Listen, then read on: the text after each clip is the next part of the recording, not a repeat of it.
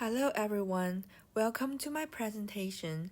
And today I will be sharing my journey through my auto ethnography titled Navigating Change: How Adaptability and Resilience Shaped My Identity.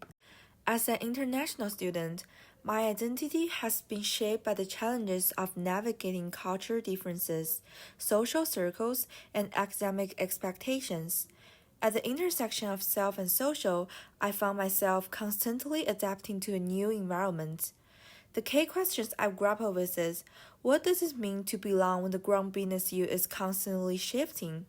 Transferring to 4 different high schools, including moving to the US by myself, taught me that stability isn't external, but is internal. This foundation of resilience and adaptability is at the heart of my story. As you can see from the pictures, these 4 are the schools that I went to through my high school life. First 2 are in China, and the other 2 are from US, from Orange County, California, and Belleville, Washington. Each school I attended brought new cultural norms, different academic systems, and unique social dynamics. Let me share a personal anecdote from my second transfer. When I moved to the US alone, the unfamiliarity of the hallways and the silence of being the new kid were overwhelming. Slowly, I began introducing myself, participating in activities, and learning the unspoken rules of my new environment. As I reflected later, I realized this discomfort wasn't loss, it was an opportunity for self discovery. To set the tone, I have a quote from an essay, Can't Maximize to Show My Feeling. As an international student, I became intimately familiar with the quiet discomfort of unfamiliar hallways, the unspoken codes of new social circles, and the challenges of adapting to academic expectations that varied as much as the schools themselves. Let's start with culture transitions. Barry pointed out that cultural transitions play a big role in shaping identity, especially when it comes to balancing your original cultural values with new ones. For me, this was especially clear during my second school transfer during COVID. The school encouraged independence and self advocacy, which clashed with the more collaborative and hierarchical values I was used to. Over time, I learned how to blend these different approaches, staying true to my roots while adapting to new practices. I've also faced cultural challenges related to faith. Some of the schools I attended were Catholic or Christian, with their own traditions and ways of celebrating. Since I don't share the same religion's background, it was tough to connect it at first, but I realized that making an effort to fit in and embrace their traditions in my own way helped me build stronger relationships with classmates and teachers. It was the learning experiences that taught me how to find common ground. Next, let's look at academic transitions. Martin found that adaptability has a positive impact on both academic and non academic outcomes, especially for students who can adjust their study habits to different challenges. For me, adapting to different teaching styles was tough. In China, even though my classes were taught in English by foreign teachers, the teaching approach was very different from the US. Some American schools focus on collaborative project-based learning, while others, like my school in California, emphasizes rigorous test preparations. On top of that, each school has its own curriculum, graduation requirements, and subject focus, like history, which forced me to adjust constantly. These experiences helped me build teamwork and communication skills in one setting and improve my test taking strategies in another, ultimately making me a more flexible and versatile learner. Social adaptation was another crucial aspect of my journey. Ray explains that schools are key places where students shape their identity through interactions with peers and social norms. For me, navigating new social hierarchies was challenging.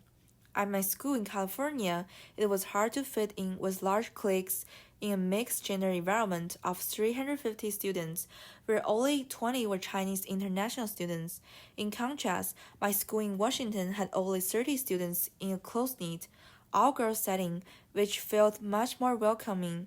To connect in both settings, I developed empathy and strong communication skills. In California, I bonded with classmates over shared academic struggles, while in Washington, I joined cultural exchange events, helping me build deeper relationships and expand my understanding of others. Now, let's explore emotional growth and resilience. Savage says that embracing the fear of the unknown can lead to emotional growth and resilience, which really resonated with my experiences. When I transferred to California, navigating it alone was daunting.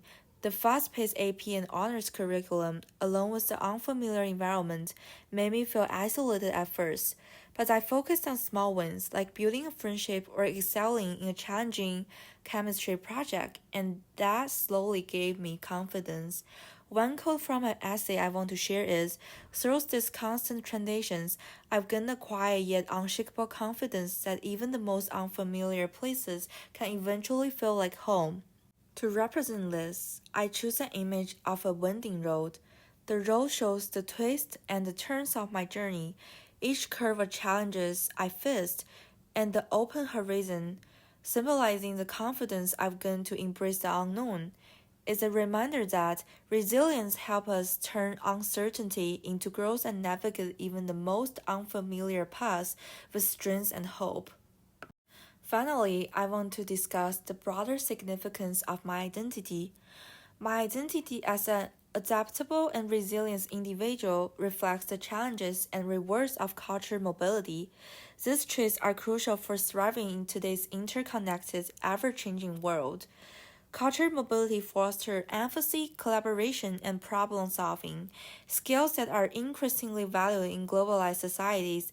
Embracing uncertainty leads to personal and professional growth, enable us to thrive in diverse environments. Do everyone still remember the butterfly image I showed at the very beginning?